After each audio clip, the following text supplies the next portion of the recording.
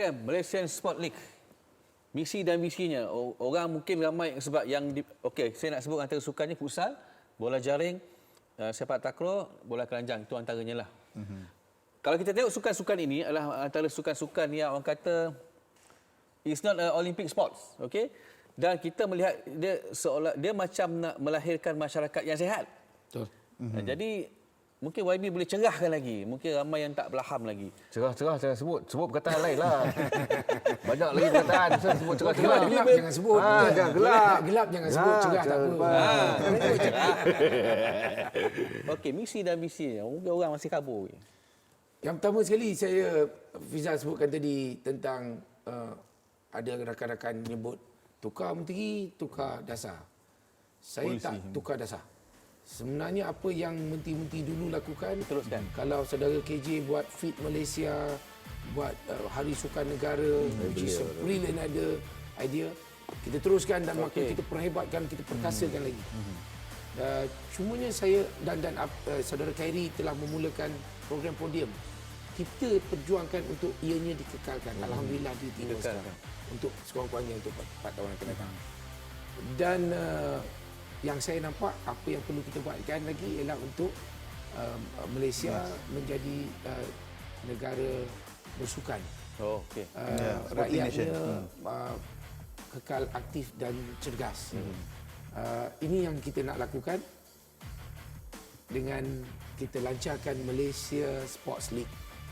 Saya lihat rakyat Malaysia ni kalau kita bercakap tentang kalau Pak Long cakap pasal sukan bola sepak. Kalau di peringkat kampung, daerah dan sebagainya, kita anjurkan sukan bola sepak 7 sebelah untuk 2 hari paling lama. 1 hari. Masuk tanpa latihan, tanpa apa, pakai jersey, main, lawan. Kemudian bergaduh sama sini, sepak kaki orang kerana tak fit, tackle lambat kerana tak fit, kemudian marah referee, itulah masalah-masalah yang selalu. Kita budak-budak kampung macam saya ni faham lah. Orang pekan macam... Kita kampung. Jadi, saya fikir we have to start somewhere.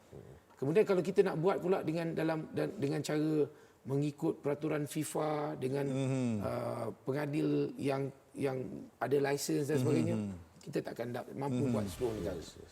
Kita kena mula peringkat paling kecil, paling rendah, bawah 7 tahun, bawah 9 tahun dan kita perlu buat dalam bentuk liga.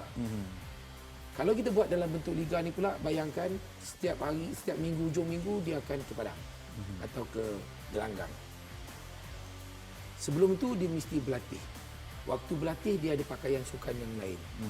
Waktu berlatih juga dia perlu dahaga nak minum, lapar nak makan. Gelanggang perlu disewa ataupun dikongsi dengan fasiliti yang kerajaan sediakan, sama ada di sekolah atau pihak PBT sediakan.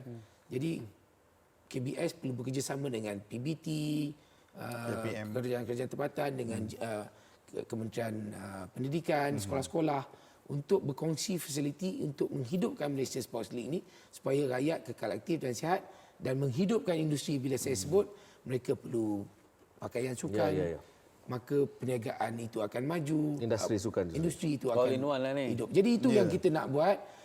Kenapa kita buat dengan sukan futsal, Bola jaring, sepak takraw, bola keranjang. Ini yang mudah. Oh, okey. Di kampung banyak ada gelanggang takraw. Bagi net, letakkan tempat duduk umpire, jalan. Macam kita main di kampung, tak payahlah nak bergaduh tentang linesman. Jalan dulu. Kemudian apabila ianya mula dihidupkan, saya harap dapat sokongan daripada rakyat. Kemudian kita boleh buat bola sepak padang pula. Kemudian kita boleh buat bola keranjang pun kita sekarang ni kita cuma boleh buat 3 on 3. Dan sekarang ni kalau di Malaysia ni bola keranjang lebih popular di kalangan rakyat yang berbangsa Tionghoa. Melayu, India kurang nak main. Tapi bila bagi main, pandai pula. Jadi bagi kita popularkan dulu. Rupanya ada banyak bakat-bakat yang terpendam di kalangan anak-anak kita di dalam bandar dan juga di luar bandar yang perlu kita cungkil. Dan saya haraplah Malaysia Sports League ini akan satu hari nanti menjadi budaya kita. Tak kira siapa, tak kira umur, kita ada liga kita sendiri. Kerana saya percaya dalam satu kampung kalau kita cakap tentang bola sepak, ada seorang pemain yang hebat yang kita kagumi. Tapi kalau dia main di peringkat daerah, ke laut.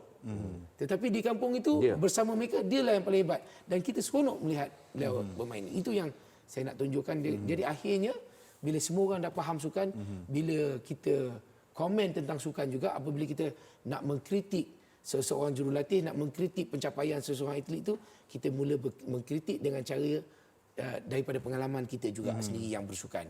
Kalau kita tak bersukan, merokok, merosakkan badan sendiri, kemudian tengok bola sepak, maki referee, maki coach, maki pemain, you tak faham pun kesusahan seseorang pemain, tak adil bagi kita, satu-satu komen tu. Macam